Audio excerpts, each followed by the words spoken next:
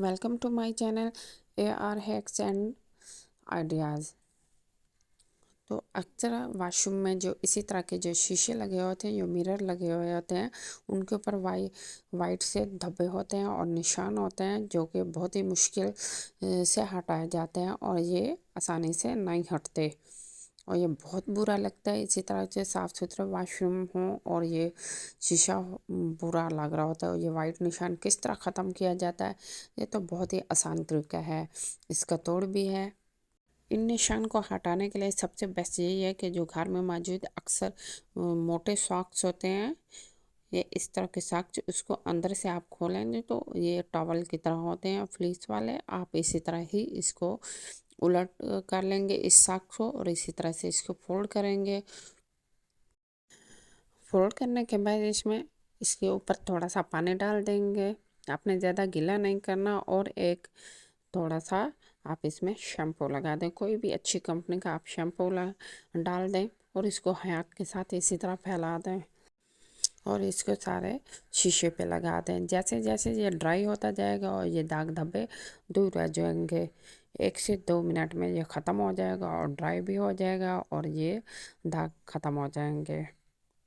लेकिन अगर आप फिर भी जल्दी रिज़ल्ट चाहते हैं, इसी तरह लगाने के बाद 1 मिनट के बाद अब आप इसकी साइड चेंज कर देंगे और खाली ही ये सॉक्स इसके ऊपर फैला दें। ये देखें माशाल्लाह से इसका अच्छे से ये निशान ख़त्म हो गए हैं, जो वाइट निशान थे, और ये बहुत अच्छे से परफेक्ट ही साफ़ हो जाता है ना मज़े की बात।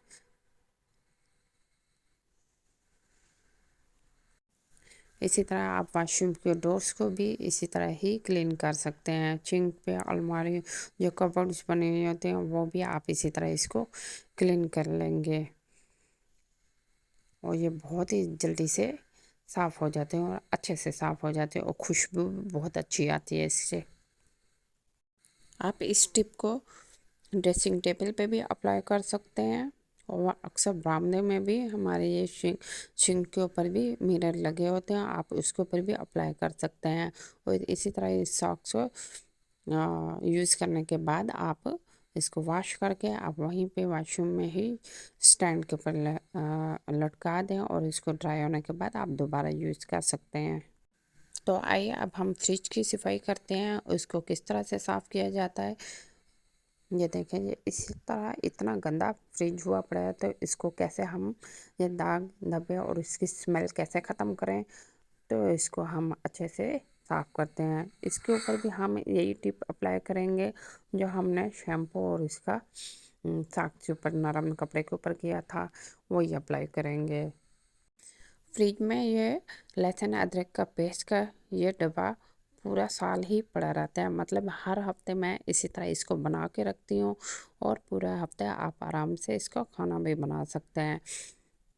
इसको आप कैसे स्टोर कर सकते हैं, इसको आपने ये करना है, अदरक लहसुन के पेस्ट को अच्छी तरह कूट लेने के बाद 1 चम्मच आप कुकिंग ऑयल इसमें शामिल करेंगे और पूरा हफ्ता आप आराम से इसको यूज़ करें। जब भी आपने इस्तेमाल करना हो 1 चम्मच 2 चम्मच आप निकाल के फिर दोबारा से आप फ्रिज में इसको रख सकते हैं, ये ख़राब नहीं होता। आप इसी तरह बस आप हफ्ता इस्तेमाल करेंगे। ये फूड कलर्स हैं, इसको अब आप इसमें एक बाउल में लेकर और इसके अंदर आप 2 से 3 बेकिंग पाउडर के चम्मच डाल के रख देंगे और ये फूड कलर आप फ्रिज में रख सकते हैं और ये पूरा साल भी पड़ा रह जाता है। इसको इस बाउल में रखने की वजह यह है कि अक्सर ये कलर लीक हो सकता है, तो फ्रिज आपका गंदा नहीं होगा। तो आप भी हमेशा फूड कलर्स को किसी कंटेनर में बंद करके रख दें और या किसी बाउल में रख दें ताकि फ्रिज भी गंदा ना हो और जिस जगह पे आप रखें ताकि वहाँ पे लीक ना हो। तो इसके लिए आपने बहुत ख्याल करना है और इसको आप हमेशा फ्रिज में ही सेव कर सकते हैं। फ्रिज के इस शीशे को भी हम शैम्पू के साथ ही साफ़ कर रहे हैं। ये देखें बहुत अच्छे से साफ़ हो गया और माशाल्लाह से आप अगर आपके घर में इसी तरह से प्लास्टिक की शीटें हैं, आप वो भी इस्तेमाल कर सकते हैं, वो भी रख सकते हैं इसमें। अक्सर अक्सर फ्रिज में पड़े हुए कंडेंस मिल्क ख़राब हो जाते हैं अक्सर, क्योंकि इनके ढक्कन साइड से हटे हुए होते हैं और हवा की वजह से वो ख़राब हो जाते हैं। आप इसको इसी डब्बे में ही रहने दें और साथ ही इसको एक शॉपर के साथ अच्छे से बंद करके फ्रिज में स्टोर कर सकते हैं। ये कम से कम 2 महीने से इसी में ही पड़ा है और ये बहुत अच्छा काम कर रही है। मतलब बिल्कुल भी इसमें हवा नहीं जा रही और ये सही से पड़ी हुई है और ये अच्छे से यूज़ हो रही है और ये कहीं से भी लीक नहीं हो रही। और आप इसको भी कंडेंस मिल्क को भी इसी तरह स्टोर कर सकते हैं। बाज़ औक़ात आटा हमारा बड़े बर्तन से छोटे बर्तन में शिफ्ट हो सकता है। एक पेड़ा जितना आटा हो तो इसको हम कैसे कवर करेंगे, क्योंकि अक्सर हमारे पास इसी साइज़ की कोई भी प्लेट वगैरह नहीं होते हैं, बाउल नहीं होता। तो इसका सबसे आसान तरीका ये है कि आप भी इसको भी आप शॉपर में बंद कर दें और बिल्कुल भी हवा नहीं लगती। ये 2 से 3 दिन आटा इसी में सेव रहता है। अब इसी तरह ही हम सारी चीज़ें बारी बारी फ्रिज में रखते जाते हैं।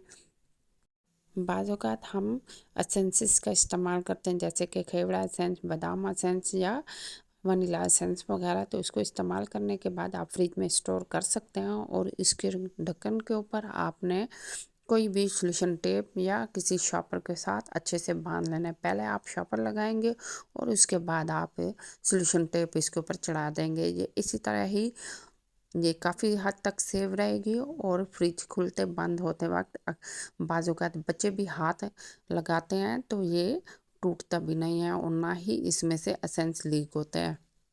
बाज़ औक़ात हम जब फ्रिज का दरवाज़ा खोलते हैं तो बहुत अजीब सी और गंदी सी स्मेल आती है और इस स्मेल को दूर करने के लिए सबसे आसान तरीका यह है कि आप किसी भी छोटे से बर्तन में कोई भी छोटी सी बाउल या कटोरी कुछ भी ले लें। आप उसके अंदर बेकिंग सोडा डाल दें 2 से 3 चम्मच और इसको आप फ्रिज के डोर में या कहीं भी नीचे साइड पे आप रख देंगे तो ये 5-6 महीने तक इसमें से कोई भी स्मेल नहीं आएगी। जब तक आपका बेकिंग सोडा फ्रिज में पड़ा रहेगा तो किसी किस्म की भी स्मेल नहीं आएगी और सब्ज़ी वगैरह भी तरोताज़ा रहती है। अक्सर औक़ात हम व्हिपिंग क्रीम यूज़ करते हैं तो उसको यूज़ करने के बाद हम इसी तरह छोटे बाउल में डाल देंगे, इसको इसी तरह बंद करके, ताकि इसके अंदर हवा भी ना जा सके और ये क्रीम भी लीक ना हो और ये सेव रहती है। 15-20 दिन तक इसको आप मज़ीद यूज़ कर सकते हैं।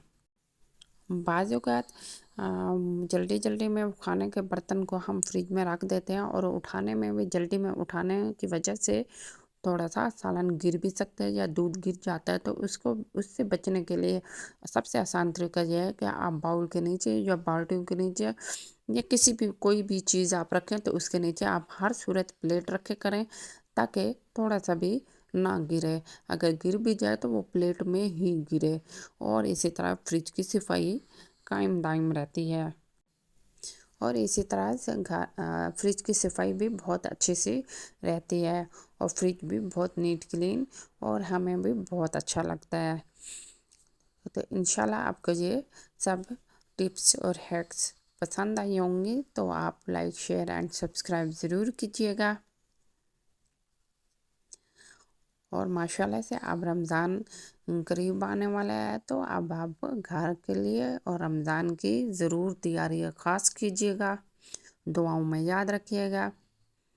ओके, अल्लाह हाफ़िज़।